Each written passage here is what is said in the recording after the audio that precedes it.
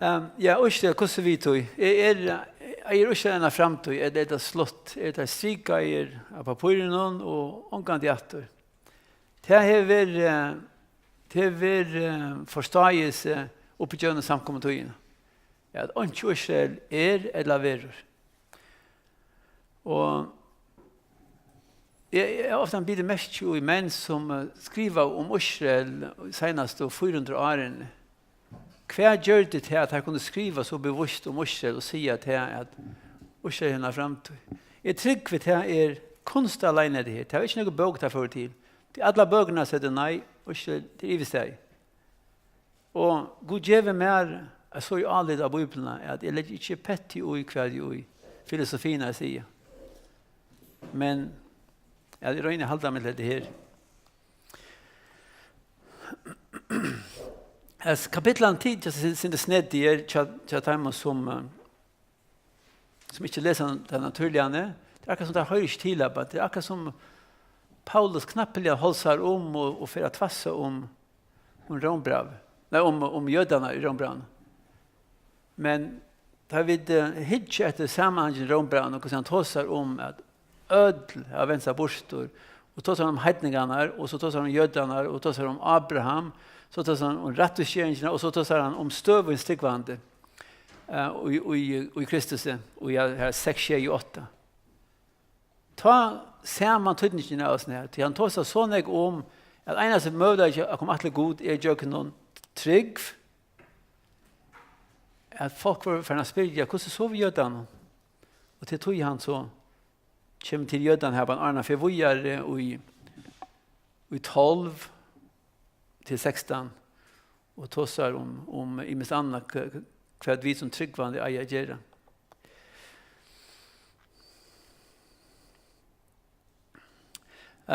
Vi begynner vi her bare og i nødjo. Jeg sier sannleika i Kristus. Jeg ligger vi ikke. Samviska min vittnar vi med i hele vandan. At jeg har i hjertan noen stora sorg og kvøl som aldri gjevst. Om brøvermøynar, man kan si ja, om samkombrøvernar.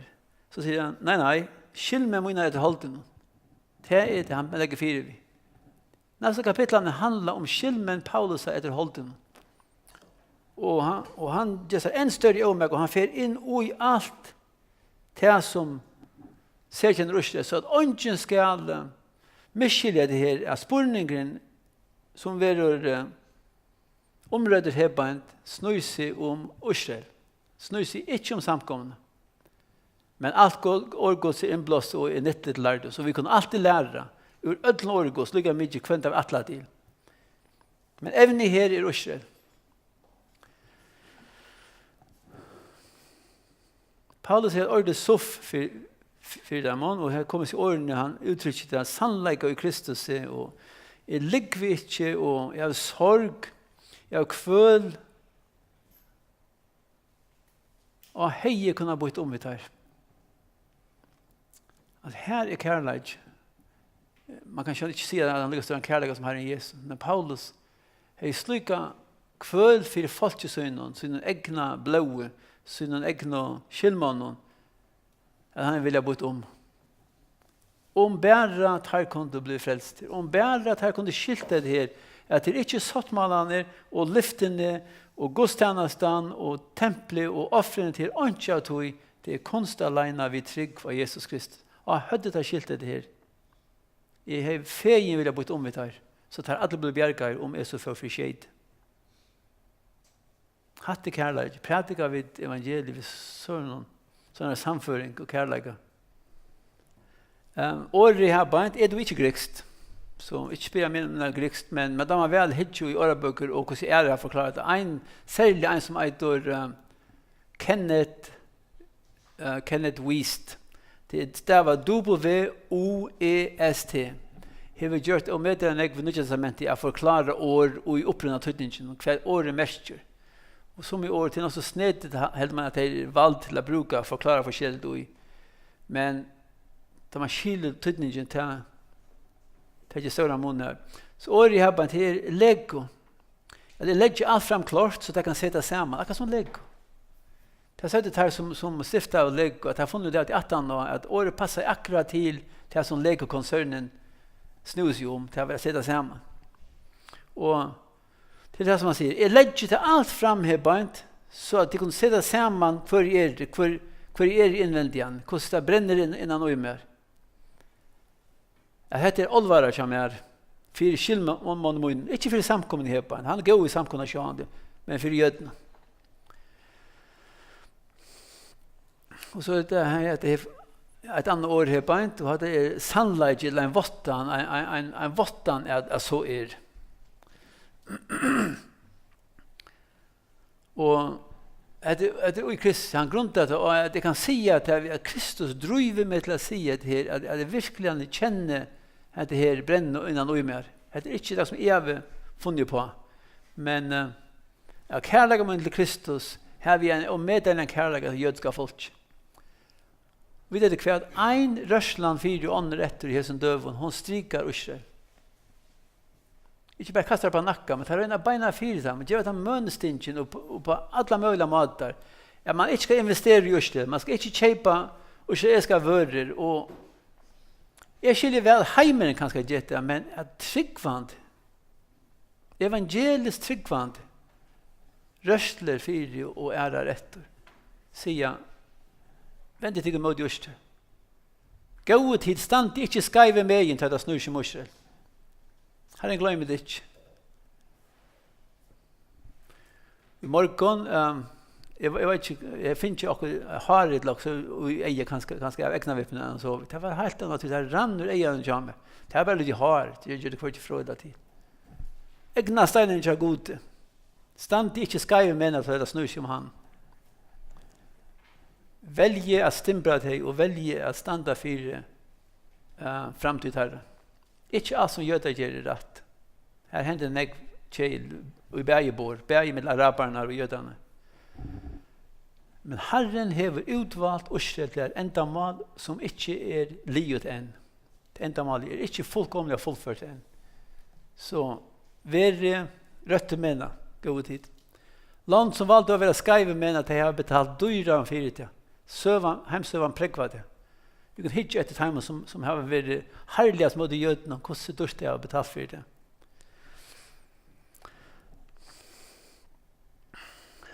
Så Paulus, det går inte att träda till inte bort det av. Han säger bara, detta bränner innan och mer. Det är akkurat samma vid profetion. Året för profeti som var givet Esaias, eller profeti som var givet till en bira. Året här är en bira. Det är en så tung bira som var lagt åt. Detta är allt om att göra att du fer till folk mot visa biren. Det är akkurat som tar man gånger under omkring tungon. Ja, man är inte sin egen. Man är det som biran är. Man knäckvar bara spegla mot bräck. Man orkar inte ränna den ägg. Är det profetien eller är årgått så tungt och axeln och gara? Ja, vi kan inte och hoppar runt ganska antalliga. Men vi strämbågarna får det fram. Det var det till Paulus. Alltså, även abir, akkurat som profeterna fick birer, profetiska birer, även abir, och hon är jödafolk. Det gå i det är mot folk, men hade det bara skilt sannlägga. Det här året har bara likvitsig sidan att snuta vid falsan att mivust lägger jag fram som inte passar. Han säger nej, detta som lägger fram för dig nu, detta är bottenärligt. Detta är det som röres bildes innan och mer. Så ta in och säger det så vet jag att det är under tungare bil. Det här bränner innan och mer för folk som är jödna. Och till glädje att jag suttar inte i det hos jödarna inte har vänt sig till Herren fullt till alla. Är det någon som virkar med jödarna och det är det som kommer till trygg för Herren Jesus och blir parter av livdene. För att komma in till sajten fjölden och livden. Om och om igen i Gamla testamentet. Det var bara livden som förvojar, vet du, som Herren gav dem.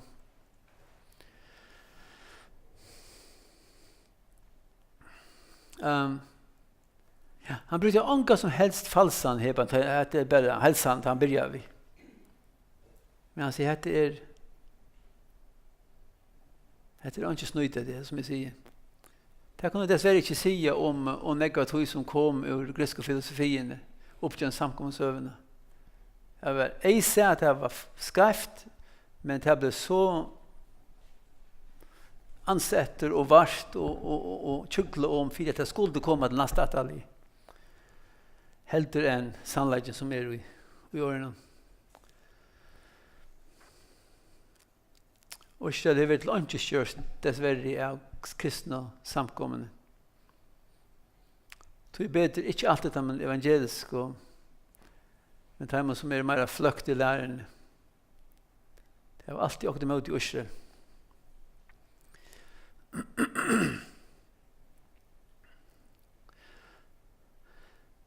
Okej, så säger han här samviskan till alla. Samviskan till det felaks förnämmelse. Det är förnämmelse som hela anden hever och som är havet. En vitan som hela anden hever och är havet. Jag vill under sån här under samviskobiten.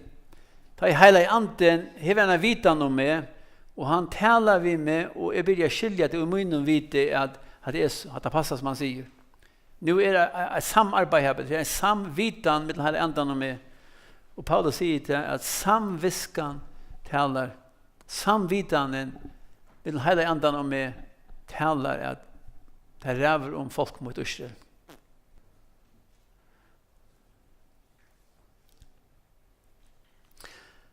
Alltså åren jag bara inte hade bara för den kursen nästa av Paulus vi utjande jödne bara.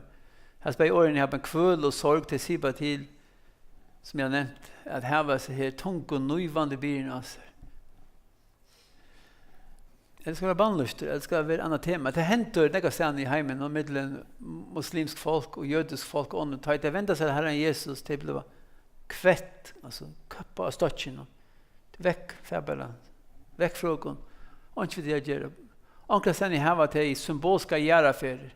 Det vill göra för nu Sonna vill göra över här bant om tar det är.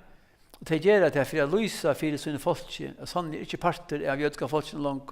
Han är nu dej, han begriven.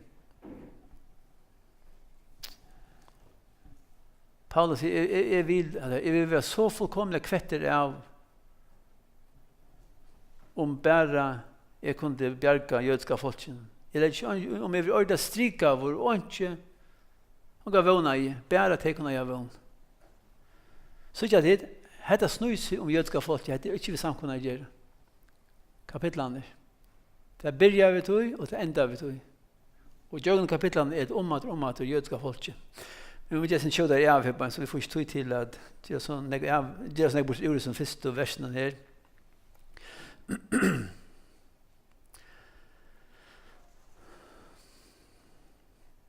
Så nu kommer vi till rätten till Israel. Visst det är onkel som kanske det stadigväck är samkomna tosar om, så röjner han att lägga det fram upp en grejer.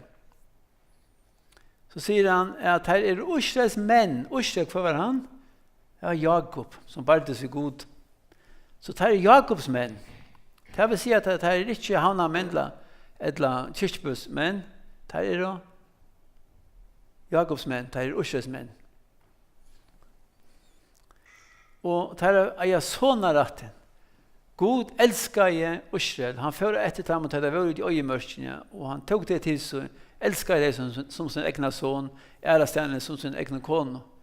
God älskar Israel. Det här var rätten det som ångerna ågon har haft.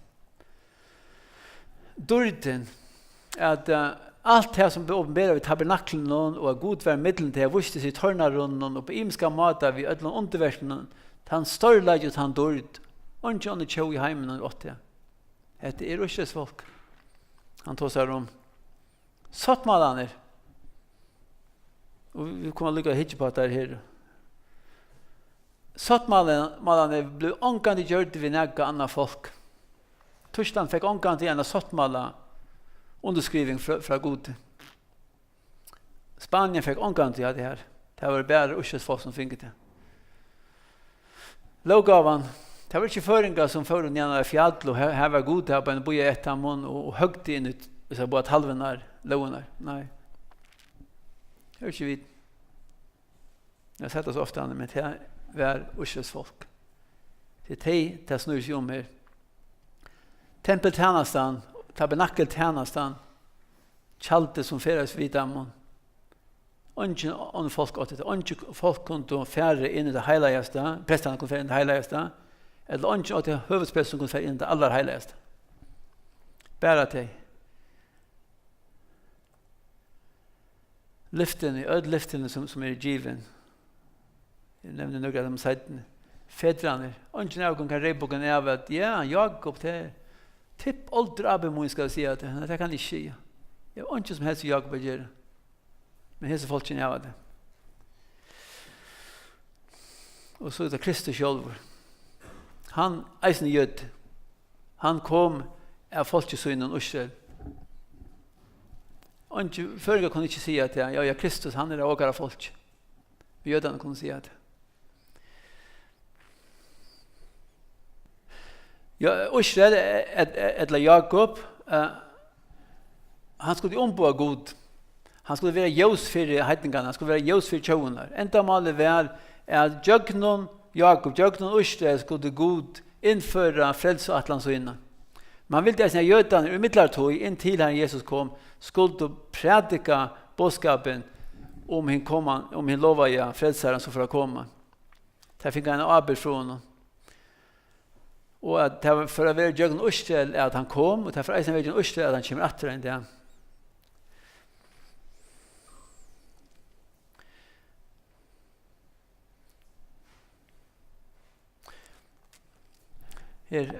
Han fann han i øyelandet. Han varvat i han som egna steinsøyn. Og så at det som ørnen veker reiesøyt og sveimar i rungesøyn og såleis bredde han ut vangesøyner, tog han opp og bærer han av flåfjæren søyn. God hever en særlig omsorgen for Israel. Vi skulle omgant og halte til at det kommer er rett. Han hever en særlig omsorgen for Israel. Jeg skal tjåene og medaljan jeg. Han er framtid atlan for en, han er ikke ferdig ved Israel. Og det er viktig når vi skiljer det. Til skriften ganger ikke opp om vi sier nei. Hese 20% som en mangler ble oppfylt. Hvis vi vrakað hei og bare godtak, altså 40%, så er det skriften som ikke vrakað opp. Et annet her, og når man vel bruker det her om åken tryggvande, men dette snur seg eisen i Israel. Man kvinner gløyma brostabadsutt, så miskunner ikke livsfruktsynne. Om så vær at her kunne gløyme ikke til. Og så etter det til tann er nemme vi tikkun røre vi egna stein hans her. God har omgant ignoreret til at folk har lagt etter Israel. Han har alltid sett fyrir at ordna tingene. Og tog er det så, og med det er viktig tjåkene, som vi nevnte i Jan, jeg vil ikke standa skaive meg inntil det snur seg Israel. Og året dårdene til han tikkene og han heier som var her, er god sjolver, evanleikans fægit, han som skapte alt hei, han kom inn i middelen til, tjekk saman vidt ham, vidtjeit hei, hei er prat vi Abraham, og kjøt saman vi Abraham, da jeg møtte den her tørnaren og Moses, han tign og han heier, og ingen annar hever oppleva, og ingen annar tjau hever oppleva. Vi tar oss her om Israel.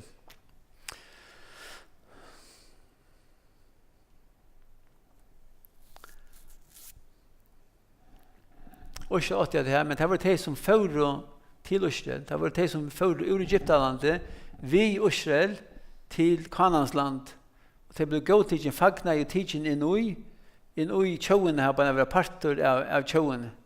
Det kunne gjøre det, og oppleve dørdene og tignene. Men han John Land åtte det, det var jødene som åtte det. Her var det bjør av ørene kom opp på i.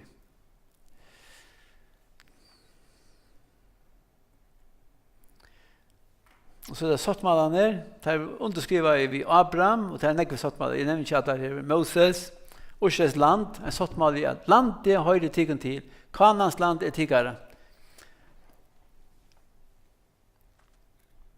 Ja, det er ikke givet så i, ja, det er Israel. Men som jeg har nevnt, det er jo enda leser samkommende bøker, lærebøker som er skrivet her. at det er ikke greit, at det ikke snur som Israel. Vi tar som Israel, og ikke tar feil av det. David gjør det sattmål av David, og så den nødde sattmålen som vi kommer under, han var gjort det ved Israel. Det var jøder som finner han den her. Det var ikke føringer som finner den nødde sattmålen. Vi grauer sett uja det her.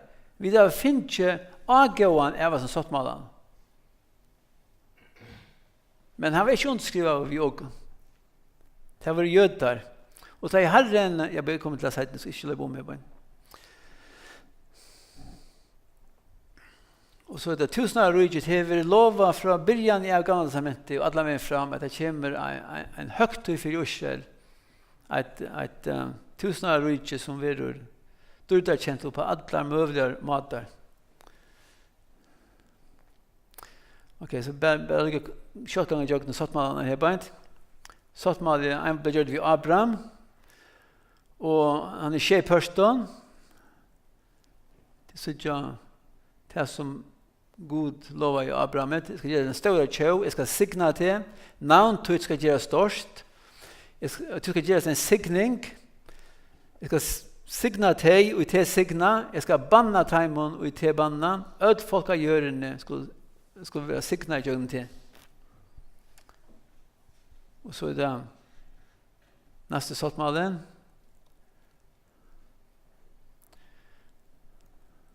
Han gjør det ved Moses.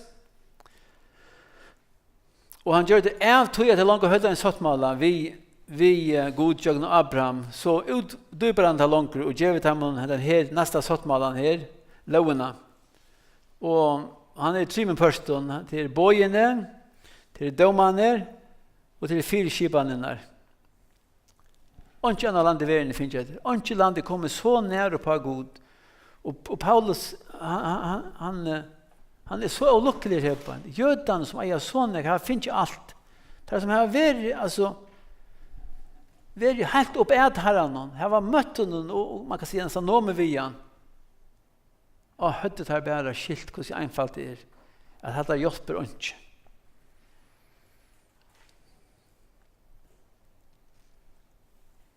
Gud gjør det sattmål om landet i eisene.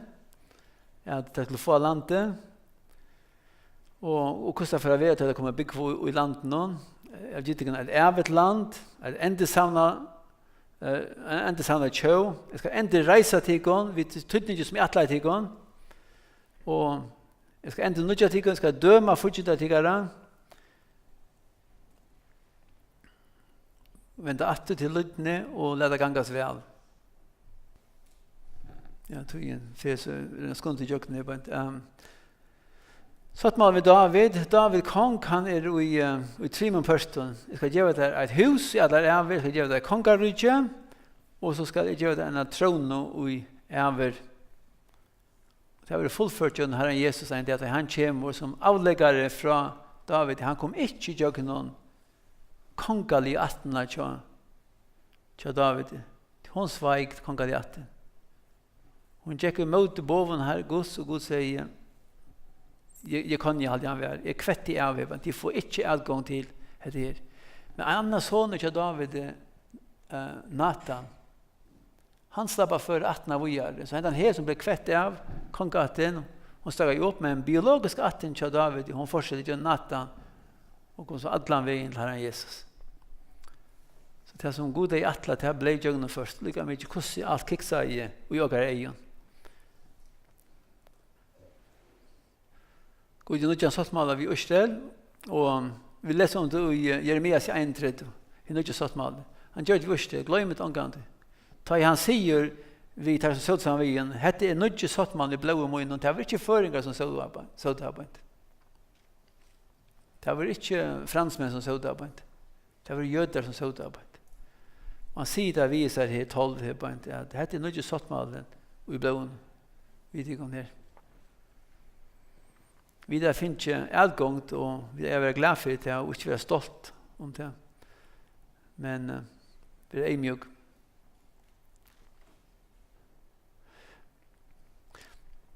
Lovgaven eisene, loven ble givet til jødene. Og ikke folk har rundt med oss, fær nyan fjallet, fær, vi klarer det som omgang ting. Fær, var sikkert når vi får oss bøyene, så vi kunne gjøre akkurat som god vil, og så vi god så glad vi og Moses sier, nei, de skal at det ikke. Fær Moses kunne det. Jeg vet at det ikke lukkast. Jeg hadde trodd jeg for alt vi leser om det. Moses visste om det og sier det. Dette får ikke bedre til. Men det gikk gå an, og Gud sier ja, lät det bare få det som det vilja, og han gav dem så lovene. Moses foran gjennom fjallet etter henne. Men Moses visste at dette ble katastrofe, det er for ånken jeg kunne halda lovene.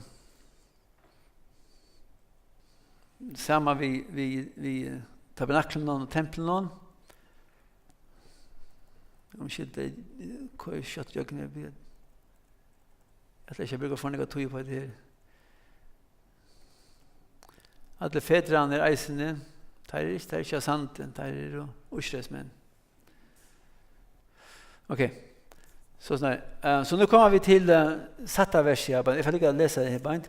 Hetta sier ikke som at Gud skulle ha sviget. Det er ikke ødel som er av Israel, Han sier, det er ikke noe å være av Israel. Det hjelper ikke. Det er ikke å si, jød. Så her kommer en sunderbøyding, at vi får ikke ta man.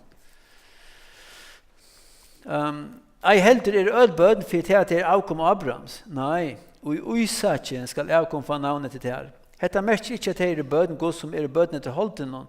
Nei, de som er bødene til lyften noen, de råknes for avkom. Tog lyftes året hetta, om hesa togene skal jeg komme, og ta skal svare hava sånn. Og en meire, så var eisen vi Rebekka, da hun var vår med bad, vi en om Isaken, feir og så ikke ha bare. Ikke? Jeg vet av Abraham, det var ikke nok, det var for tvinninger. Jeg hadde en større parter enn Ushmael fikk ikke. Det var alle arabberne og alt det som kom inn av timen. Men det var Røddin, det var Lytla, nummer 2 som var født, Jakob. Det var maten som Gud førte av å gjøre. Heller ikke nok av å være parter av Isak, jeg hører til Isak. Akkurat samme problem i arbeid. Esau er det midtene, og det er folk som kom av honom. Det gjaldt ikke. Det måtte være Jakob eller Israel. Heller ikke noe å være av Israel. Gud ble vivet av Isak, at han nytter ikke å høre til. Israel altså, som sandte ved Sævarstrand av folket. Det nytter ikke, det var bare livet. Fjølden, for skjete, ferie til ferie. Det er den gamle testamentet, og eisen i fremtiden, men livet.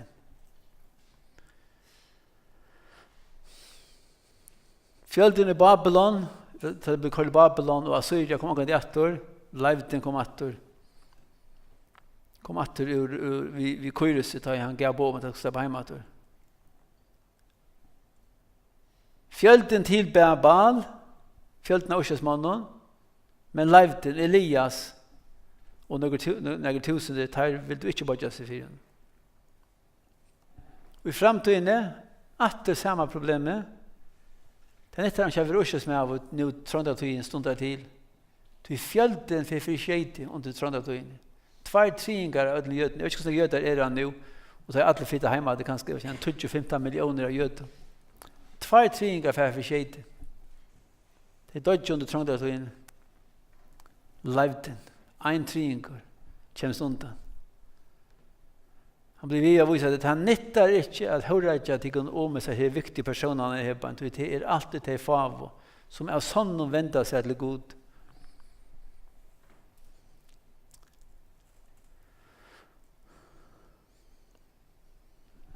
Han triingeren som tar forventet seg som eneste triing som er etter, jeg vet ikke, 5 millioner hva det er, som for i vil være trångt innan. Han triingeren for å vende seg til Gud. Og fagnen tar han ikke mattor. Og helst sier til Isaias 3:3, at det var han. Det var 20 år han bær. Det var alt det som vi har gjort. Han var med over det. Da kommer Isaias 3:3 ordentlig til sin rett. At han har trångt av tog innan. Ta i hæsen triingren. Han har levd inn. Som Sakarias 13 tosar om. Det snur seg om Israel. Han blir vi har kommet til det. Til Israel, men det er bare de som vender seg i allvara til Gud. Jeg kan si en bedre måte å forklare det. Abraham, den hittar han ikke, til Abraham åt Ishmael, og han er ikke bjøg. Men han åt eisen Isak, han er alltid bjøg. Den hittar ikke halda seg til Isak, han fødte Esau, som er ikke bjøg. Men han fikk eisen Jakob, som er alltid bjøg. Den hittar heller ikke halda seg til Jakob fikk millioner av vissa folk i fjöldena, som hever vrakað god, men leivden hever venstre til god.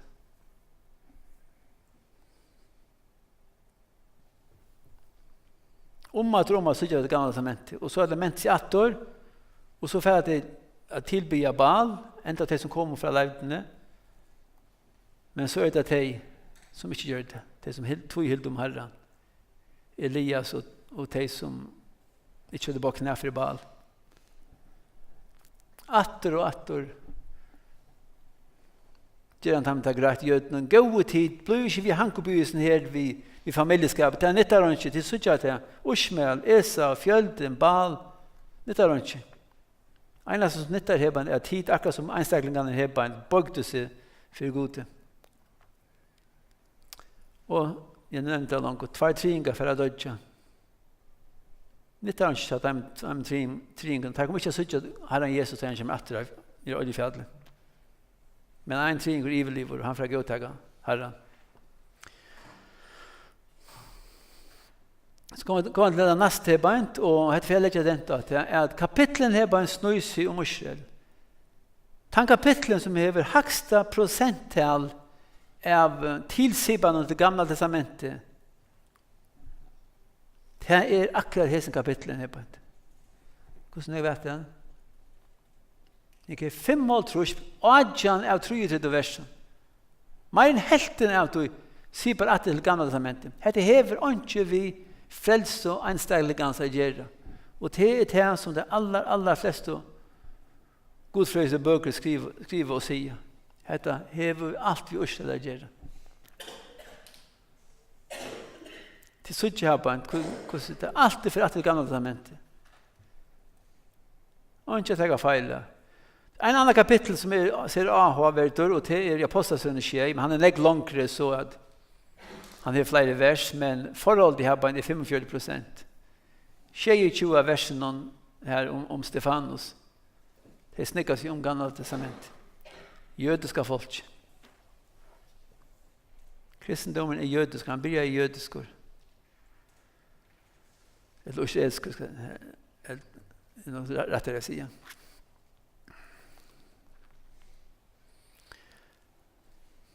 Så kommer det til 12 og 13, leses bei versene. Det ble sagt vi Rebekka i 12, det ble sagt vi henne, hin eldre skal tjene hinnom yngre. Det ånka stedende i gamle testamentet er at Esa nærgrantig måtte tjene Jakob. Det er ikke enstaglinger, det er ikke 2 personer.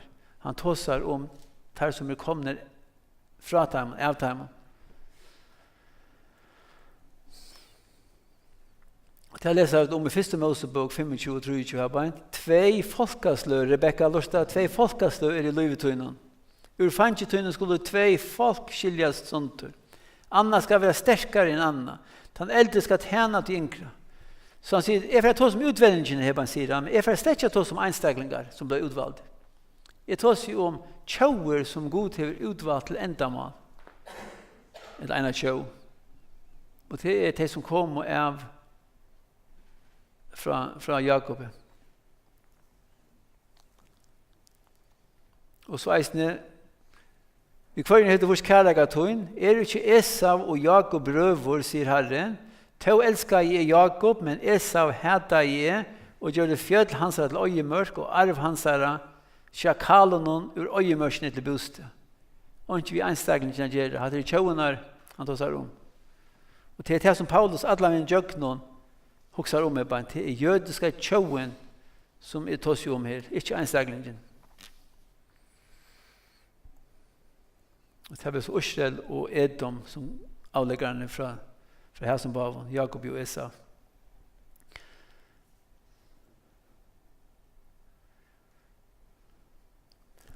Og så og hetta vi misbruk. Hetta vi alltid siba til om hvordan god utvelger einstaglingar til å køre der til å fortabe seg og utvelger andre til å køre i himmelen. Men han sier, nei, det er ikke slett det. Det er tjauer som god utvelger til en endamål. Og ikke vi fortabe seg gjør. Og ikke vi himmelen gjør. Et endamål som god hever atlat heimen her av folk. At Jakob skal ombå seg, at Jakob skal innføre Kristus i heimen, som han gjør det.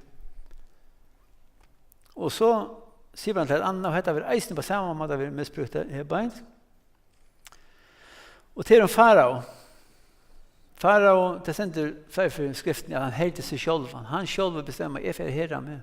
Jeg får trosse mot, jeg skal så aldri bodja meg for. Jeg er i heimsmakten i det, Egyptaland, atomheimsmakten i det. Det var Egyptaland da. Og Gud sier, vi får søtja hvor vi den stinner, men tog resten jeg opp, for jeg skal pregge meg selv. Ikke så at du skal få tapt til Farao, nei, ikke det gjør. God hørte eisene Farao. Farao hørte seg selv, God hørte han, og en neggvers av bant, eisene God lærte bare henne, God lærte bare så snart at han hørte seg.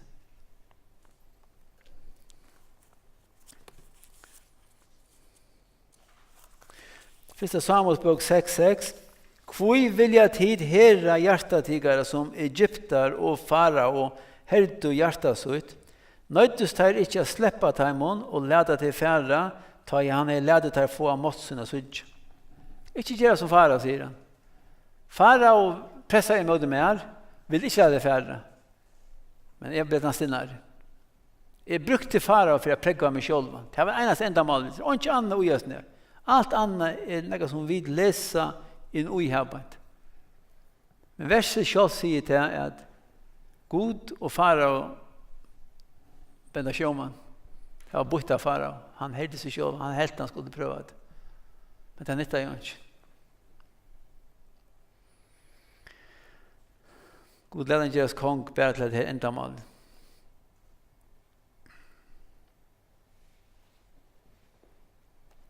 God kan bruka det han vill av vissa medicin. Han kan utvälja i mest till av vissa mediciner, men det är till ändamål till avbyrder och till signingar.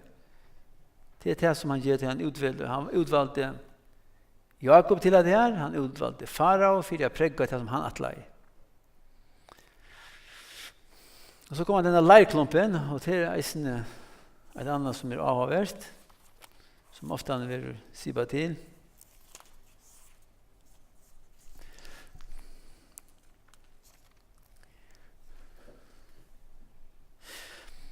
Okej, i 21 vers jag bara nu kapitlet.